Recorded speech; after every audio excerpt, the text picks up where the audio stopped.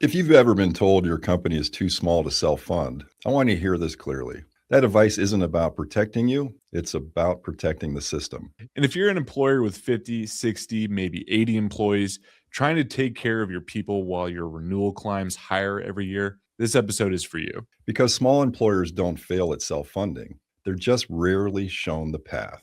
And today we're going to show you that path because the myth that small employers can't do this has kept thousands of companies stuck at the base of the mountain. And once you understand how the climb actually works, you realize something surprising. The summit may be a lot closer than you've been told. Today, we're breaking the myth that keeps small and mid-sized employers stuck and showing you what's actually possible. Welcome back to the Blueprints for Better Benefits. If you've been following the series, you know we like to think about the journey to a better health plan the same way you think about climbing a mountain. At the base, everything feels a little overwhelming. Rising premiums, confusing contracts, advisors telling you what can't be done. But the truth is, many employers have already made that climb. What most companies are missing isn't the opportunity, it's the guide. This show exists to help employers navigate that journey step by step. I'm your host, Rodney Mattos Jr., and as always, I'm joined by my father, my business partner, and someone who has spent decades helping employers navigate this terrain. Today, we're going to be confronting one of the most persistent myths in employee benefits: the idea that self-funding your health plan is only for massive corporations with thousands of employees. You probably heard it before. Your company's too small. You don't have the risk tolerance. Maybe when you reach 500 employees. But here's the reality. That myth has quietly cost small and mid-sized employers millions of dollars every year. And today we're going to dismantle it layer by layer. Because by the end of this episode, you'll see how companies with 50, 70, or even 100 employees can take ownership of their health plan, gain transparency, and often deliver better benefits at lower long-term cost without taking on reckless risk. Yeah, and I want to address something right away.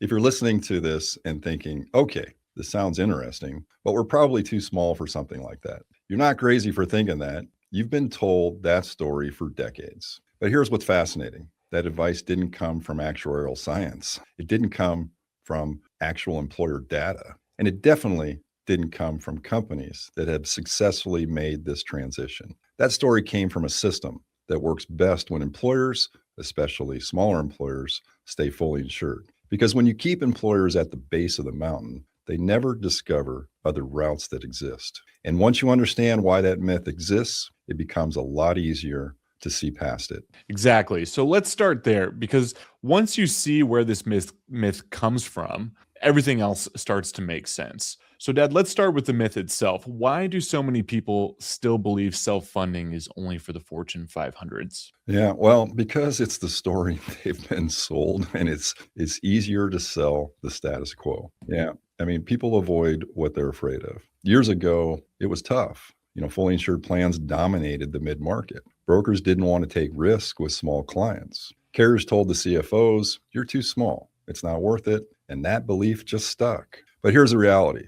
Today's market is completely different. Yeah, so what changed? Well, there were two major forces, technology and aggregation. So we've got tools now that didn't exist 5 years ago. Real-time claims monitoring, AI-powered predictive modeling, virtual care platforms tailored for small teams. And just as important, we've got shared risk models where small employers band together to get leverage like a Fortune 100 company. Self-funding isn't just viable for small companies now, it's strategic. Let's walk through a real example. Say I'm a 90 life mining equipment supplier in Sparks, Nevada, fully insured with the same big carrier for years. What happens when I call Triforta? Well, first, we don't jump straight to the numbers. We start by building a profile. We look at a lot of different things and demographics. We look at your employee turnover. How old is the workforce? Are there chronic conditions we need to plan around? And what have your larger claims look like over the last 12 to 24 months? Now, that data tells us how much risk actually exists versus how much risk you've been priced for. In a scenario like this, you might see a mostly male workforce, stable tenure, little to no history of catastrophic claims like cancer or transplants. And that's all important context, often shining a green light.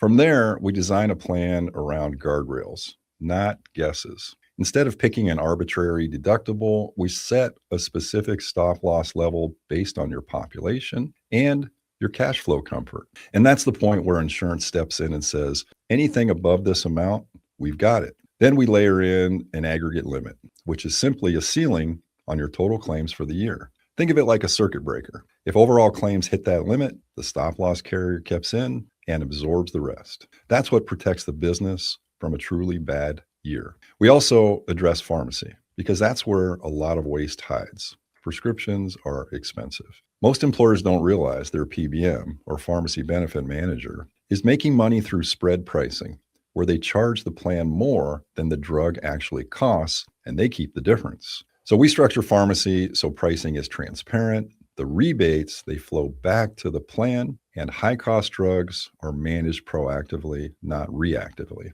So from the employer's perspective, there's very little changes. They keep the same doctors, the same hospital network, the same networks without any disruption. Behind the scenes, though, you now have a smart TPA handling claims, providing concierge support, and giving you real data instead of just summaries after the fact. And just as important, you're not standing alone. You're protected inside a shared risk pool with lots of other employers. That pooled reinsurance layer smooths out the volatility and prevents one bad claim from defining your year. So this isn't about taking on more risk. It's about understanding the risk, capping it, and buying much smarter. You're not gambling. You're joining a coalition that buys healthcare the way Costco buys inventory. And with that kind of leverage, transparency, and discipline. And what happens if they stay fully insured? Well, I'll paint a picture to, the typical scenario. Renewal comes, another 12% increase. CFO just shrugs, HR accepts it, and employees, they're grumbling every time they see their payroll deductions go up.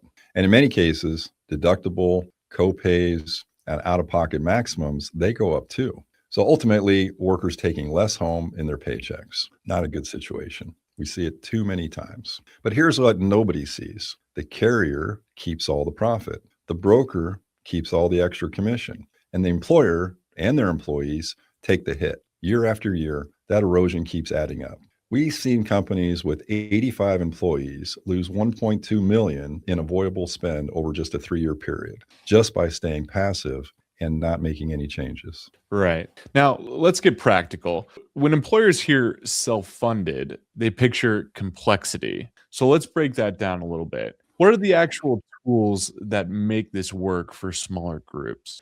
This segment is brought to you by the people and platforms that make this show possible. First, Triforta. If you're an employer who's tired of runaway renewals, bloated, fully insured plans, and the feeling that your benefit strategy is working against you instead of for you, then hear us clearly. You do not have to play that game anymore. Help business owners fix broken health insurance.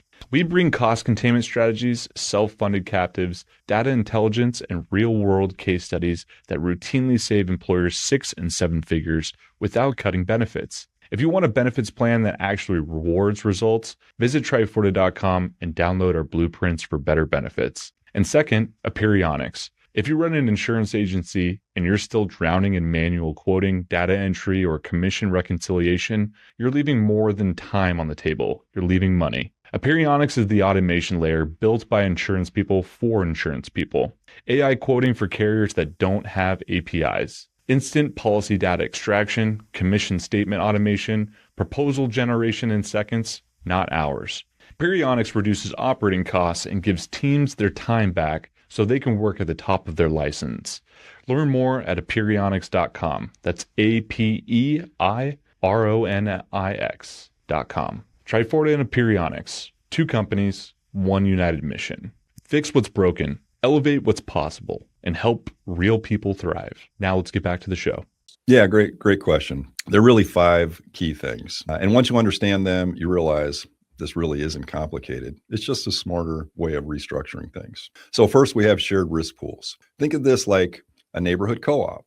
You still own your house, but instead of standing alone, you share protection with other responsible homeowners. In healthcare terms, that means you're grouped with employers who look like you. They're similar size, similar risk. If one of those employers has a bad year, it doesn't blow up the whole plan. You get the buying power of a larger group without giving up control. And that's how small employers get stability without overpaying for fear. Then there's direct primary care. This one's pretty simple. Instead of paying every time someone sees a doctor, you pay a flat monthly fee, kind of like a gym membership. Employees get unlimited primary care visits, same-day appointments. They get to spend longer amounts of time during those visits with their doctor and direct access to that doctor. And what happens when people can see a doctor early and for longer periods of time? They don't wait until something becomes an emergency. That means fewer ER visits, fewer hospital stays and claims, and healthier employees in the long run. So really, it's preventive care done the right way.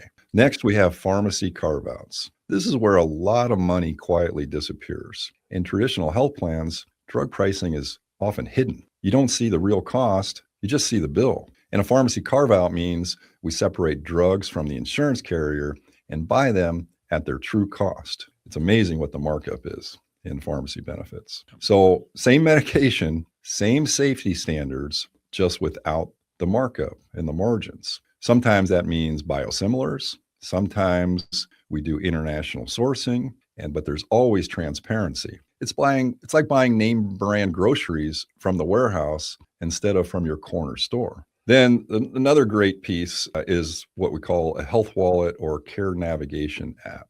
So this is how we make life easier for employers and especially easier for HR. It takes a tremendous load off of them. So instead of the employees calling HR or guessing where to go, employees simply open an app. The app shows them where to go for imaging, what it will cost, which option saves the most money. A $3,000 hospital MRI becomes a $500 imaging center visit without sacrificing quality. In fact, employees may have zero deductible and no out-of-pocket costs instead of having to meet their deductible first for some of those imaging visits. So employees get better care, they spend less, the plan spends less, and HR gets to stay out of the middle. Then the last piece is the stop-loss layering. This is that safety net. Stop-loss insurance is what protects the employer from big, unexpected claims. So layering means we don't rely on just one line of defense. We build multiple guardrails, protection for individual large claims, and a cap on the total for the year. So even if something serious happens, like a premature baby or a major surgery, the plan doesn't spiral. You know your maximum exposure before the year even starts. That's not risky, that's responsible. When you put these 5 tools together, something changes. Self-funding stops being scary. It becomes structured, it becomes predictable and manageable. This isn't about betting the company. It's about bundling a plan